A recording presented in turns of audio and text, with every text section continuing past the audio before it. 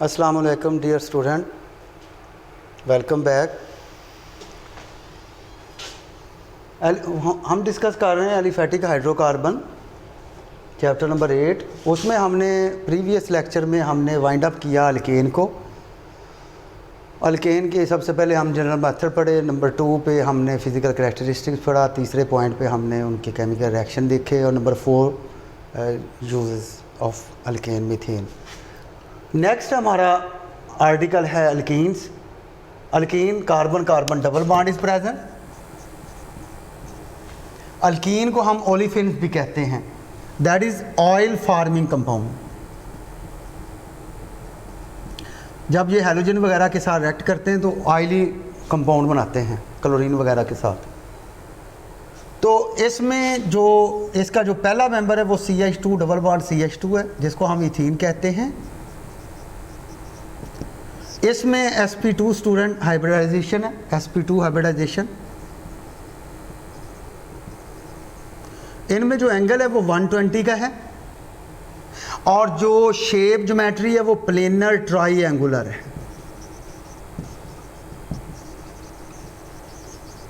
ये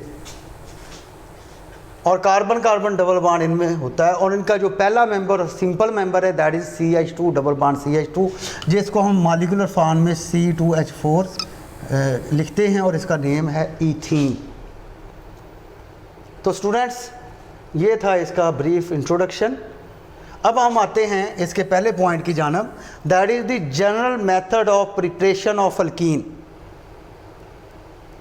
जो तकरीबन 4 से 5 हैं। लेकिन यहाँ पे इस लेक्चर में, लेक्चर नंबर 28 में मैं डिस्कस करूँगा 2 point.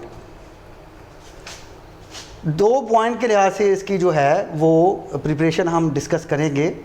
D halogenation of vic डाईहैलाइड या विसिनल डाईहैलाइड, और नंबर 2 पे है electrolysis of salts of dicarboxylic acid electrolytic method, और ब्रैकेट में मैंने लिखा है कोब इलेक्ट्रोलिटिक मेथड। तो स्टूडेंट, प्रीवियस लेक्चर में मैंने समझाया था, जब हम अल्केन में तैयारी कर रहे थे कि अल्केन में हमने कोब पढ़ा, तो मैंने वहाँ पे मेंशन किया था कि Kolbe electrolytic method is use for the preparation of alkane, alkene and alkyne. तो आपके सिलेबस में कोब इलेक्ट्रोलिटिक मेथड अल्केन में भी है, अल्कीन में भी है, और अल्काइन में भी है। यहाँ देखें, ये अल्कीन की preparation number 2, electrolysis of salts of dicarboxylic acid. उसका साल्ट लेना है डाई कार्बोक्सिलिक एसिड का, तो उसका हेडिंग है कोब्स इलेक्ट्रोलिटिक मेथड। उसी तरीके से एनोडिक रिएक्शन, कैथोडिक रिएक्शन हम डिस्कस करेंगे। तो स्टूडेंट, इसको हम स्टार्ट लेते हैं। जैसा कि ये पहला पॉइंट मैं डिस्कस करता हूँ, डी कार्बोक्सिलेशन, डी हैलोजिनेशन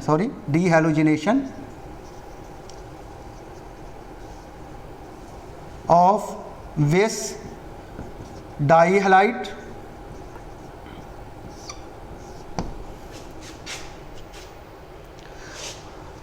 डाईहैलाइड वो कंपाउंड होंगे कि जिनमें 2 हैलोजन लगे होंगे, और साथ में लफ्ज़ है विस, विसिनल। एक विस होता है, एक जेमिनल होता है, जेम। यानी अगर फ़र्ज़ करें कि ये हमारे पास कार्बन है और ये हैलोजन लगा और ये एक हैलोजन लगा, तो कंसेक्टिव नहीं लगा, तो ये विस नहीं है, ये जेमिनल है। और अगर फ़र्ज़ करें कि यहाँ पे ऐसे 2 halogen consecutive, 2 carbon adjacent carbon के साथ लगे हैं, तो इसको स्टूडेंट हम विस का नाम देते हैं। तो यहाँ पे हमें ये चाहिए विस, ये नहीं चाहिए, क्योंकि डी हैलोजिनेशन ऑफ विस डाईहैलाइड, डाईहैलाइड वो स्ट्रक्चर मैं एक्सप्लेन कर रहा हूँ कि वो कंपाउंड, ऑर्गेनिक कंपाउंड जिनमें 2 हैलोजन आए और कंसेक्टिव आए, एडजेसेंट आए, और उनकी क्या करनी है, dehalogenation. What is dehalogenation? Dehalogenation, de mean removal, halogenation halogen, removal of halogen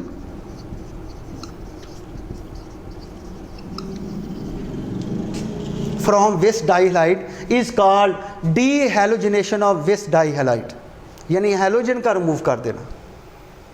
तो इस हैलोजन की रिमूवल के लिए हमें कोई मेटल चाहिए जो दोनों हैलोजन को वहाँ से निकाल दे, और साथ में जो है वो हमारे पास जो जो इसमें एनहाइड्रस सॉल्वेंट्स लाइक मैथानॉल या एसिटिक एसिड, यानी नॉन हाइड्रस, यानी इसमें वाटर ना हो, या CH3OH यूज़ करते हैं और या CH3COOH यूज़ करते हैं, एसिटिक एसिड।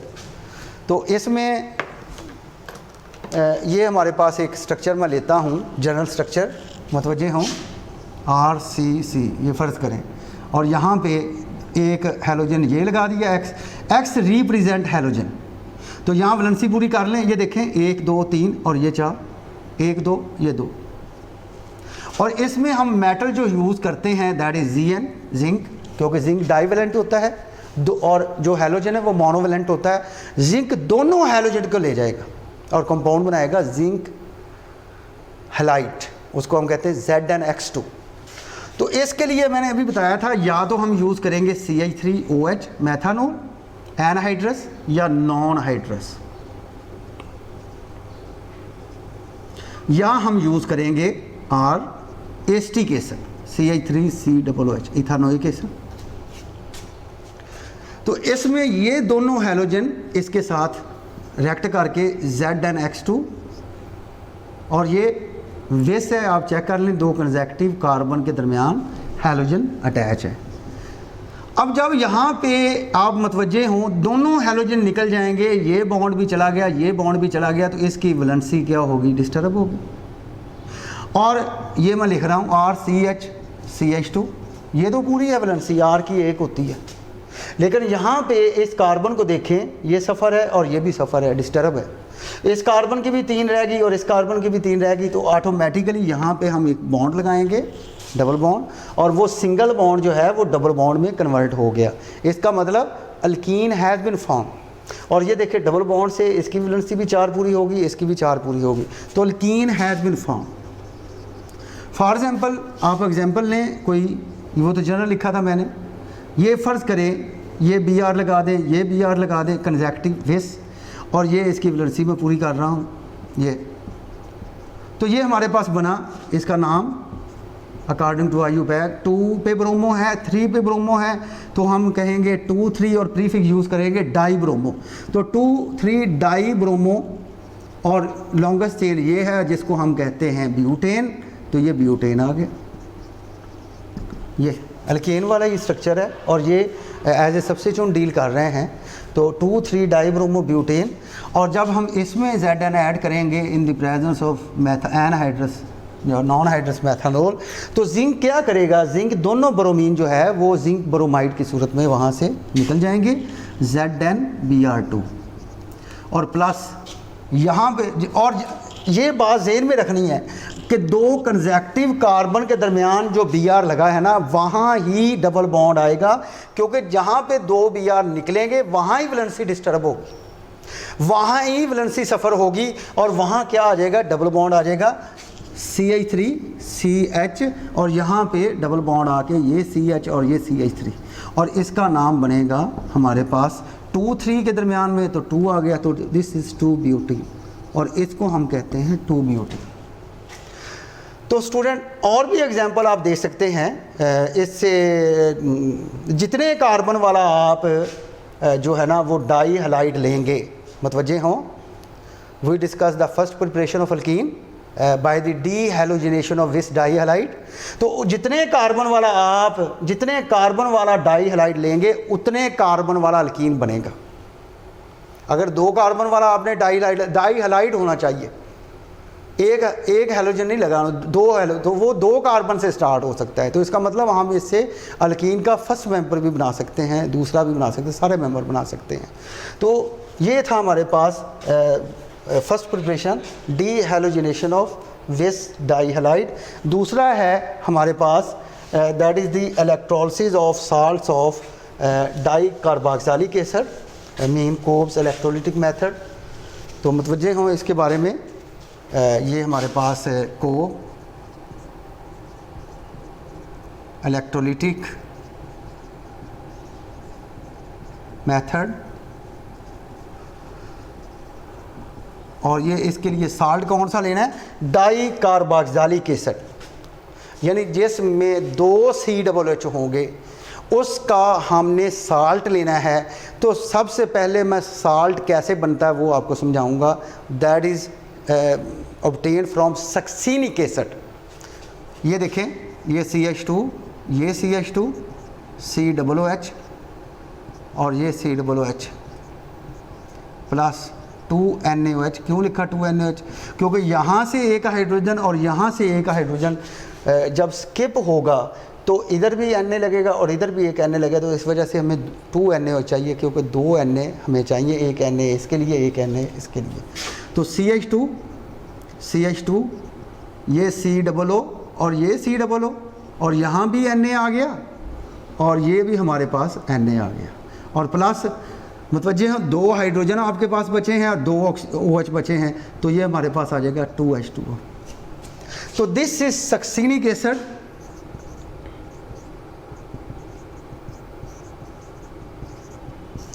और दिस इज डाइसोडियम सक्सीनेट। इसका नाम है डाइसोडियम, ये सक्सीनेट है। यहां लिख देता हूं डाइसोडियम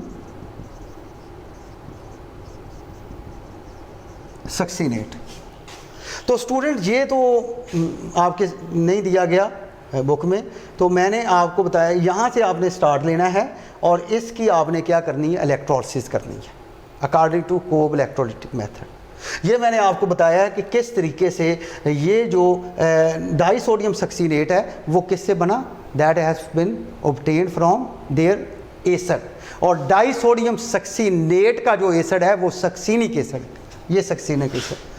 तो इसमें हम ये देखें ओवरऑल रिएक्शन, मैं इसका पहले ही मेंशन कर देता हूँ। जिस तरह हमने एल्केन में पढ़ा था कि अगर हम रिएक्टेंट 2 लेंगे तो उसके नतीजे में हमारे पास प्रोडक्ट जो हैं वो 4 बनेंगे। ये इलेक्ट्रोलिसिस किया, ये ओवरऑल रिएक्शन है जिसमें हमने ये इसका एक ही मालिक्यूल लेना है, क्योंकि यहाँ पे 2 कार्बन अवेलेबल है और यहाँ ही डबल बॉन्ड एस्टेब्लिश हो जाएगा और यहाँ पे अल्कीन इथीन बन जाएगा। लेकिन यहाँ पे पिछले अल्केन में हमने सोडियम एसीटेट के 2 मालिक्यूल लिए थे, क्योंकि एक मालिक्यूल एक मिथाइल फ्री रेडिकल आता था, तो हमारे पास वो मिथाइल जो है वो एक और फ्री रेडिकल चाहिए था, इस वजह से 2 से मल्टीप्लाई किया था। ठीक है, तो ये देखें इसमें क्या बना हमारे पास, ये CH2 double bond CH2 ethene बन गया। और से समझें, ये CO2 आपके सामने नज़र आ रहा है, तो इसका मतलब एक CO2 ये बना, एक CO2 बना, तो ये 2 CO2 और ये बना हमारे पास 2 NaOH, ये 2 Na और यहाँ से OH और ये आपके पास एक हाइड्रोजन। तो this is the complete and balance question. आप चेक कर सकते हैं, मुकम्मल है, बैलेंस है। रिएक्टेंट आपने 2 लिए, प्रोडक्ट 4 बने। ये 3 प्रोडक्ट वही हैं जो अल्केन में भी बने थे, यानी कार्बन डाइऑक्साइड भी बना था, सोडियम हाइड्रोक्साइड भी और हाइड्रोजन, और इतने ही बने थे। और इसमें एक ही मालिक्यूल, पीछे भी आपने पढ़ा एक मालिक्यूल बना, और यहाँ भी एक ही मालिक्यूल बन रहा है। वहाँ एक मालिक्यूल अल्केन का बना था, यहाँ एक मालिक्यूल किसका बन रहा है, अल्कीन का, इथीन का बन रहा है। तो स्टूडेंट ये था ओवरऑल रिएक्शन। अब मैं आता हूँ इसकी डिटेल मीन मैकेनिज़्म के बारे में कि एनोड पे रिएक्शन किस तरह हो रहा है, कैथोड पे रिएक्शन किस तरह हो रहा है, और किस तरह जो है वो फाइनल प्रोडक्ट बन रहे हैं, किस तरीके से इलेक्ट्रॉन लॉस हो रहे हैं, किस तरीके से इलेक्ट्रॉन जो है वो गेन हो रहे हैं। और according to the electrolysis loss of electron is equal to gain of electron. तो इसमें सबसे पहले हम ये जो डाइसोडियम सक्सीनेट है इसकी हम आयोनाइजेशन करेंगे, dissociation.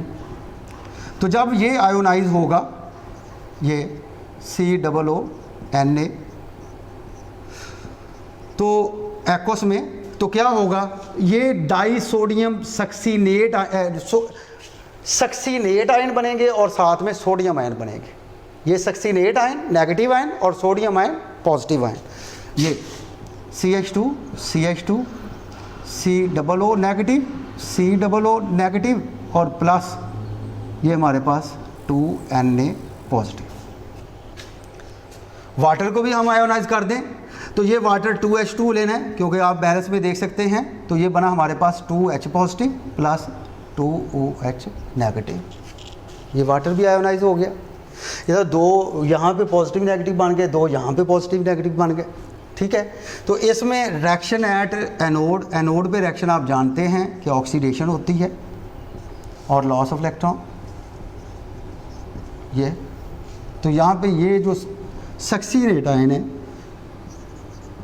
CH2 C double bond हो negative, C double bond O negative, ये 2 इलेक्ट्रॉन, ये 2 इलेक्ट्रॉन, और ये भी 2 इलेक्ट्रॉन है, ये भी 2 इलेक्ट्रॉन है।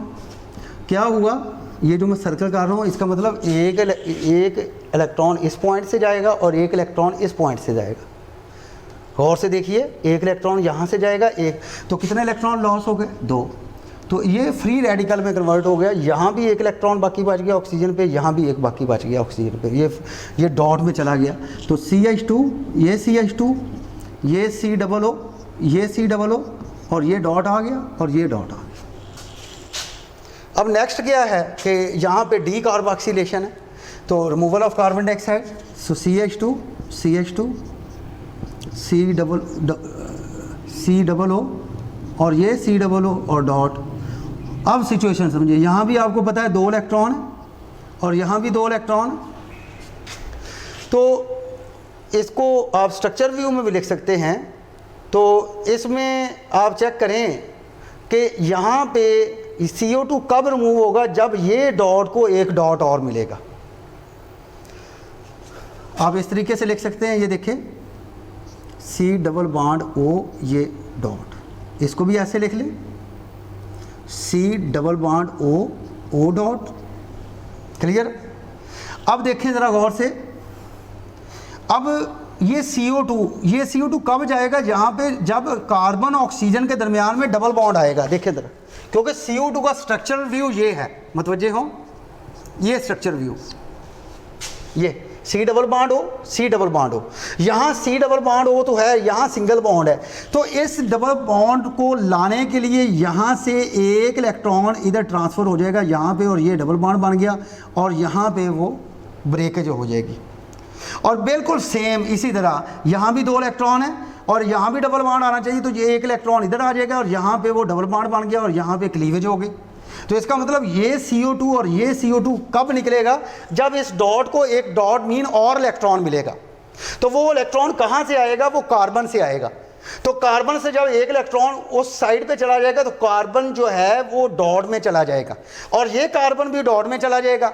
ऑलरेडी कार्बन के बिटवीन एक सिंगल बॉन्ड है, तो बाकी बचा एक डॉट इधर है, एक डॉट इधर है। जब वो एक डॉट एक दूसरे डॉट से मिलेगा तो वहाँ पे एक बॉन्ड बनाएगा, एक बॉन्ड पहले है, दूसरा बॉन्ड और बन जाएगा, तो वो सिंगल बॉन्ड जो है वो डबल बॉन्ड में कन्वर्ट हो जाएगा, तो जिसके नतीजे में हमारे पास अल्कीन फॉर्म हो जाएगी। ये देखें, ये CO2 और ये CO2, 2 CO2, और यहाँ पे ये हमारे पास सिचुएशन आई CH2 और ये एक डॉट बचा, ये एक डॉट बचा। जब ये बचेगा तो यहाँ पे डबल बॉन्ड आ जाएगा। ये हमारे पास जो है वो क्या बन गया, इथीन बन गया।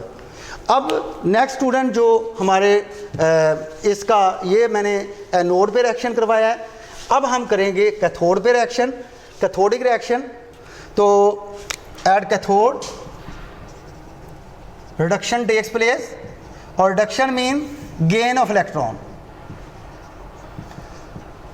ये गेन ऑफ इलेक्ट्रॉन। तो उसमें बिल्कुल सेम रिडक्शन का रिएक्शन अल्केन का हो, अल्केन की तैयारी का, अल्कीन की तैयारी का, या अल्काइन की तैयारी का, तो रिडक्शन का रिएक्शन सेम है, ये रिएक्शन भी सेम है। तो इसमें क्या है कि ये हाइड्रोजन जो 2 हैं वो इन 2 इलेक्ट्रॉन को क्या करेंगे, पिक करेंगे। ये देखें, ये 2H पॉजिटिव, ये 2 इलेक्ट्रॉन जब उसने हासिल किए तो ये H प्लस H में कन्वर्ट हो गया, और H प्लस H जो है वो कंबाइन करेगा और हमारे पास क्या आ जाएगा, H2 आ जाएगा मॉलिक्यूलर फॉर्म। तो ये रिएक्शन जो रिडक्शन रिएक्शन है वो सब में सेम है। अब हम देखें कि अगर ये ओवरऑल रिएक्शन लेते हैं तो हमारे पास रिएक्टेंट 2 हैं, प्रोडक्ट 4 बने हैं। तो यहाँ 4 प्रोडक्ट जो फार्म हो रहे हैं उसको हम टिक कर लेते हैं। ये देखें, ये हमारे पास 1 है, ये हमारे पास 1 है, 2 हो गए, ठीक है। ये हमारे पास 3 हैं, और बाकी जो सॉल्यूशन में हैं वो हमारे पास 2 चीज़ें बाकी बच गई हैं, ये 2Na पॉजिटिव और ये 2OH नेगेटिव। तो क्या है, अगर हम इसको लिखने में, वैसे ये आयोनाइज फॉर्म में रहेंगे क्योंकि ये स्ट्रॉन्ग बेस है, लेकिन अगर आप लिखने में लेकर आते हो तो ये 2Na पॉजिटिव जो है वो 2Na पॉजिटिव 2OH नेगेटिव के साथ जब कंबाइन करता है तो वो हमारे पास बन जाता है 2NaOH।